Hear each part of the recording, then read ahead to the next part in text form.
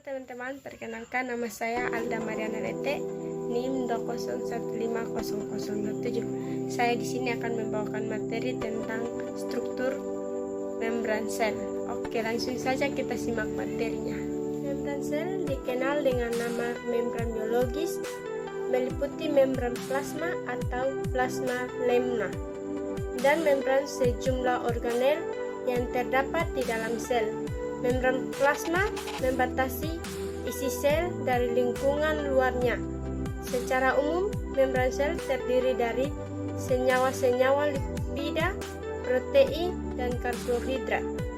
Selain sebagai pembatas, membran sel juga berfungsi sebagai protein. Membran memiliki berbagai macam fungsi. Yang pertama adalah melekatnya membran pada sitoskeleton atau disebut dengan rangkai sel. Fungsi yang pertama adalah melekatnya membran pada sitoskeleton atau rangkai sel. Fungsi yang kedua adalah membentuk junction tension atau pertemuan di antara dua sel yang bertetangga. Jumlah protein membran berperan sebagai enzim. Salah satu fungsi dari membran sel ialah untuk melindungi bagian sel yang terletak di bagian yang lebih dalam satu atau lebih pembatas antara sel isi sel dengan bagian luar sel. Berikut adalah dalam proses pertukaran zat atau peristiwa keluar masuknya zat yang melalui membran sel terdiri dari beberapa jenis, yaitu difusi, osmosis, transproaktif, endositosis, dan eksositosis. Nah, berikut ini adalah beberapa bagian. Berikut ini saya akan menjelaskan dari masing-masing jenis-jenis peristiwa pertukaran dalam membran sel, seperti yang disebutkan di atas. Yang pertama adalah difusi. Difusi merupakan peristiwa perpindahan zat dari konsentrasi tinggi atau hipotesis ke konsentrasi rendah atau hipotesis. Yang kedua adalah osmosis. Osmosis merupakan kebalikan dari difusi, yakni peristiwa perpindahan molekul zat pelarut dari konsentrasi rendah ke konsentrasi tinggi. Yang berikut adalah transport aktif.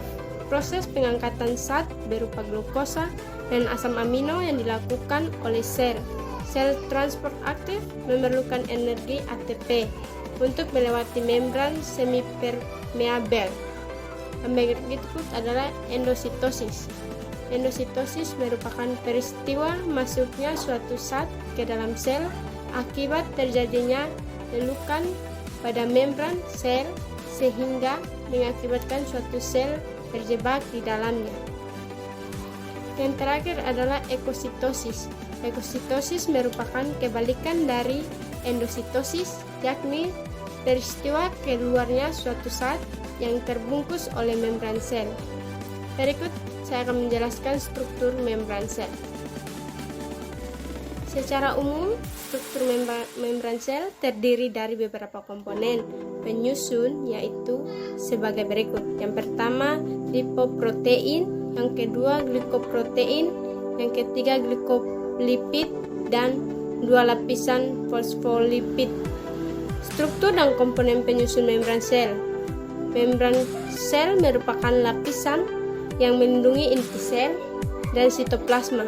Membran sel membungkus organel dalam komponen penyusun membran sel, antara lain adalah fosfolipid, protein, oligosaccharides, glikolipid, dan kolesterol.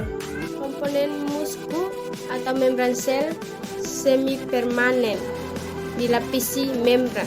Berikut saya akan menjelaskan struktur membran sel.